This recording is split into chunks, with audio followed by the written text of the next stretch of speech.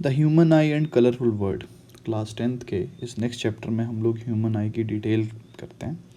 तो सबसे पहले तो हम ये पढ़ेंगे कि ह्यूमन आई का स्ट्रक्चर कैसा होता है। तो ह्यूमन आई जैसे कि हमारे पास एक सेंसिटिव ऑर्गन है, तो ये हमारी बॉडी का हम बोल सकते हैं कि सबसे ज़्यादा वैल्यूएबल सेंसिटिव ऑर्गन है, बिकॉज सेंस ऑफ विजन जो है वो यहाँ की वजह से आती है। हम अपने आसपास की सारी दुनिया को देख सकते हैं इसकी वजह से। तो मेन पार्ट जो होते हैं हमारे पास, पहला है कॉर्निया। जो कॉर्निया है, ये फ्रंट वाला जो पार्ट है ना हमारे पास, ये वाला जो पार्ट है, ये ट्रांसपेरेंट पार्ट जो होता है कॉर्निया होता है, यहाँ से लाइट एंटर करती है। नेक्स्ट है हमारे पास आइरिस। जो आइरिस है वो हमारे पास ये पोर्शन है, ये कंट्रोल करता है कि कितनी लाइट जो होती है हमारी आँख में एंटर करेगी। और जो इसके बीच की खाली जगह है इसको प्यूपिल बोलते हैं। तो एक्चुअली में जो आइरिस का काम क्या होता है, वो प्यूपिल के साइज़ को कंट्रोल करती है ताकि अमाउंट ऑफ लाइट जो हो वो कंट्रोल हो सके। नेक्स्ट हम बात करते हैं स्क्लेरा की। जो हमारी आंख में वाइट वाला पोर्शन होता है, देखो ये जितना भी बाकी आंख में वाइट वाला पोर्शन है उसको स्क्लेरा बोलते हैं। फाइब्रस टिश्यू का बना होता है। ये आंख के जो इंटरनल पार्ट्स होते हैं उसको प्रोटेक्ट करने का काम करता है। अब जस्ट प्यूपिल के पीछे ना हमारे पास क्रिस्टलाइन लेंस प्रेजेंट होता है। इस लेंस का काम क्या होता है, ये लाइट को फाइन एडजस्टमेंट करता है लाइट की ना, यानी कि ज़्यादातर रिफ्रैक्शन जो होगी लाइट की वो कॉर्निया के थ्रू हो चुकी होगी। जो लेंस का काम है वो है माइनर एडजस्टमेंट को करना, फोकस को सेट करना। नेक्स्ट है हमारे पास आई के अंदर ना स्पेशल टाइप के सेल्स होते हैं, रॉड और कोन सेल्स। अभी कहाँ प्रेजेंट होते हैं, हमारे रेटिना के अंदर। जो ये रेड वाली लेयर देख रहे हो ना, तो जो रेटिना होती है वो हमारी आई के बैक साइड पे प्रेजेंट होती है हर जगह पे। और यहाँ पे जब लाइट फोकस होती है तो इमेज फॉर्म होती है। अब इमेज फॉर्म होने का रीज़न क्या है, जो हमारी रेटिना होती है ना उसके अंदर दो सेल्स होते हैं, रॉड्स और कोन्स। जो रेटिना के रॉड सेल्स होते हैं वो लाइट की ब्राइटनेस को सेंस करते हैं, और जो कोन सेल्स होते हैं वो कलर्स को डिटेक्ट करते हैं। नेक्स्ट ये देख रहे हो ऑरेंज कलर का पार्ट, जहाँ पे रेटिना नहीं प्रेजेंट है, इस जगह को ब्लाइंड स्पॉट भी बोलते हैं क्योंकि यहाँ रेटिना प्रेजेंट नहीं है।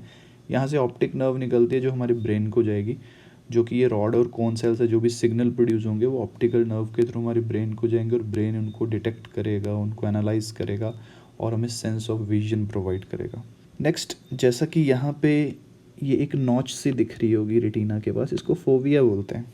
जो फोविया वो एक्चुअली में मैक्यूला भी होता है।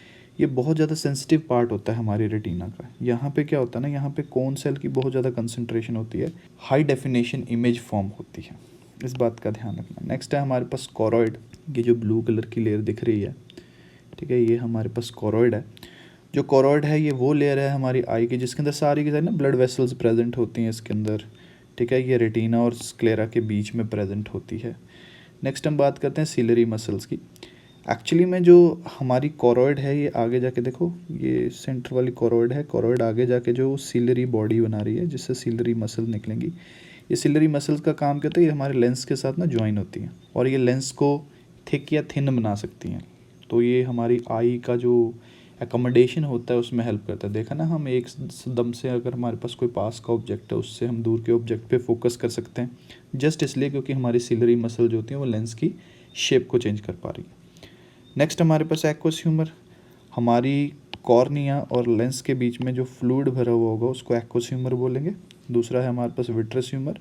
जो विट्रस ह्यूमर होता है हमारे लेंस और बाकी आई का जो ये बैक वाला चैम्बर है, इसमें जो फ्लूइड भरा हुआ होगा इसको हम लोग क्या बोलेंगे, विट्रस ह्यूमर बोलेंगे। The space between lens and retina is filled with the gel like vitreous humour fluid. तो ये कुछ एक चीज़ें हैं जो हमारी आई के बारे में हमें पता होनी चाहिए। जैसे ये डायग्राम में देखो, प्यूपिल शो हो रहा है और ये साइड वाली जगह जो है वो आइरिस है, ये प्यूपिल है। अब प्यूपिल जो होता है वो ब्लैक कलर का क्यों नज़र आ रहा है, क्योंकि यहाँ से जो भी लाइट एंटर करेगी वो रिफ्लेक्ट होकर वापस ही नहीं आती, इसीलिए हमें ये ब्लैक नज़र आता है।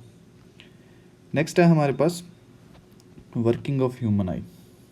जैसा कि मैंने बताया, हमारे पास जो हमारी आई होती है उसके बारे में सिंपल सी चीज़ ये है कि जो लाइट होगी वो कॉर्निया से एंटर करेगी, उसमें रिफ्रैक्शन होगी, लेंस जो होगा उसका माइनर एडजस्टमेंट करेगा और लाइट जो होगी वो रेटिना पे फॉल करेगी। मोस्ट ऑफ द टाइम जो हमारी आई बॉल होती है वो 2.3 सेंटीमीटर होती है डायमीटर में, ठीक है। ज़्यादातर रिफ्रैक्शन, जैसा कि मैंने क्या बताया था, ज़्यादातर रिफ्रैक्शन जो होती है वो कॉर्निया के थ्रू हो जाती है। जो क्रिस्टलाइन लेंस होता है वो हमारा जस्ट फाइन एडजस्टमेंट करता है फोकल लेंथ की जो भी चाहिए होती हैं, ताकि हम अलग अलग डिस्टेंस पे जो ऑब्जेक्ट है उनके ऊपर अलग अलग टाइम पे फोकस कर पाएँ, ठीक है। तो हमारे पास जो कॉर्निया के बाद स्ट्रक्चर आता है वो कौन है, आइरिस। आयरिस जो होता है वो मस्कुलर डायफ्राम की तरह एक्ट करता है, एक मसल का डोर सा लगा लो वैसा होता है। ये प्यूपिल के साइज़ को कंट्रोल करता है। प्यूपिल जो होता है वो रेगुलेट करता है कि हमारी आँख के अंदर ना कितनी लाइट एंटर करेगी। और जो आई लेंस होता है वो हमेशा इन्वर्टेड और रियल इमेज बनाता है रेटिना पे। कैसे? क्योंकि हमारा जो आई लेंस होता है ना वो कॉन्वेक्स होता है नेचर में, और कॉन्वेक्स जो होता है अगर रियल इमेज बना रहा है वो हमेशा उल्टी बनेगी।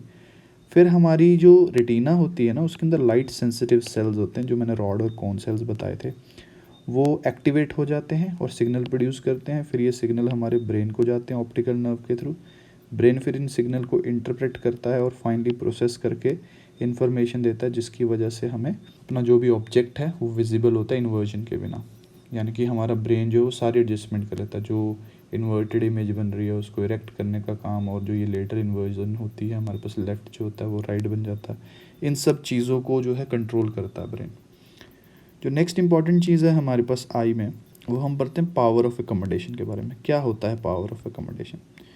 अब जैसा कि मैंने बताया था कि हम लोग जो हैं वो एकदम से फोकस को शिफ्ट कर सकते हैं ना। जैसे अभी हम नियर बाय ऑब्जेक्ट को देख रहे हैं, हम उसको क्लियरली देख पा रहे हैं, लेकिन अगर हमें अचानक से दूर देखना पड़े तो हम उस ऑब्जेक्ट को भी अचानक देख पा सकते हैं। ये जो सारी की सारी प्रोसेस है फोकस चेंज करने की, सिलरी मसल की वजह से होती है। तो क्या होता है, the process by which ciliary muscle changes the focal length of an eye lens to focus distance और nearby object is called power of accommodation of eye. ठीक है, तो अब बात ये आती है कि हम कितनी दूर तक फोकस कर सकते हैं। ठीक है, अब और फोकस कैसे होती है? अब हमारे पास क्या होता है ना, फोकस करने के लिए डिस्टेंट ऑब्जेक्ट पे हमारी जो सिलरी मसल होती है वो रिलैक्स कर जाती है। रिलैक्स करने से क्या होता है, लेंस थिन हो जाता है, जिसकी वजह से क्या होता है, जो फोकल लेंथ होती है आई लेंस की वो इंक्रीज कर जाती है और हम डिस्टेंट ऑब्जेक्ट को देख पाते हैं। लेकिन अगर हमें नियर बाय ऑब्जेक्ट को देखना है, ठीक है, तो इसमें क्या होता है, जो हमारी सिलरी मसल्स होती हैं वो कॉन्ट्रैक्ट कर जाती हैं। कॉन्ट्रैक्ट करने से आई लेंस जो होता है वो थिक हो जाता है। इसकी वजह से जो उसकी फोकल लेंथ होती है वो डिक्रीज़ कर जाती है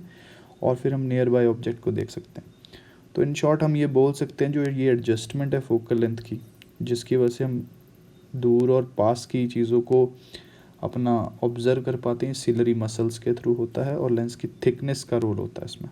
नेक्स्ट हम पढ़ते हैं नियर पॉइंट के बारे में। नियर पॉइंट वो पॉइंट होता है जहाँ तक हम दो ऑब्जेक्ट को डिफ्रेंशिएट कर सकते हैं। यानी कि सपोज़ करो दो ऑब्जेक्ट हैं, बहुत पास हैं, वो हम उनको आँख के पास लेकर आएंगे तो वो आई से हमारा मिनिमम डिस्टेंस निकालना जब तक हम उन दोनों ऑब्जेक्ट को डिस्टिंक्टली देख सकते हैं। अगर मैं नॉर्मल आई की बात करूँ जिसमें कोई डिफेक्ट नहीं है, तो जो ये हमारे पास least distance of distinct vision होता है वो 25 सेंटीमीटर तक होता है। लेकिन जैसे जैसे एज चेंज होती है ये भी चेंज हो जाता है। जैसे जो इन्फेंट होते हैं उनके लिए 5 से 8 सेंटीमीटर तक होता है, और जैसे जैसे एज बढ़ती जाती है ये जो नियर पॉइंट है ये बदलता जाएगा। नेक्स्ट हमारे पास है फार पॉइंट। फार पॉइंट वो पॉइंट है जहाँ तक हमारी आई जो क्लियरली देख सकती है। ठीक है, जो नॉर्मल ह्यूमन आई होती है उसके लिए फार पॉइंट इन्फिनिटी होता है। तो रेंज ऑफ विजन कितनी बन गई हमारे पास नियर पॉइंट से फार पॉइंट के बीच में, यानी कि हम लोग इन्फिनिटी से 25 सेंटीमीटर तक ऑब्जेक्ट्स को क्लियरली देख सकते हैं। तो ये पावर ऑफ अकोमोडेशन थी। अब इस बात का ध्यान रखना कि हमारे पास ये जो लेंस की फोकल लेंथ चेंज हो रही है, ठीक है, इसके अकॉर्डिंग हम ना ये बोल सकते हैं कि हमारी आई की पावर चेंज होगी।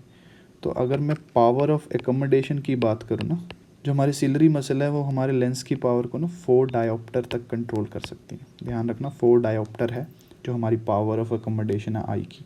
तो जो आने वाली नेक्स्ट वीडियो होगी उसमें हम लोग डिफेक्ट्स के बारे में पढ़ेंगे कि हमारी ह्यूमन आई में जब नियर पॉइंट और फार पॉइंट चेंज हो जाता है तो कौन कौन से डिफेक्ट अराइज करते हैं।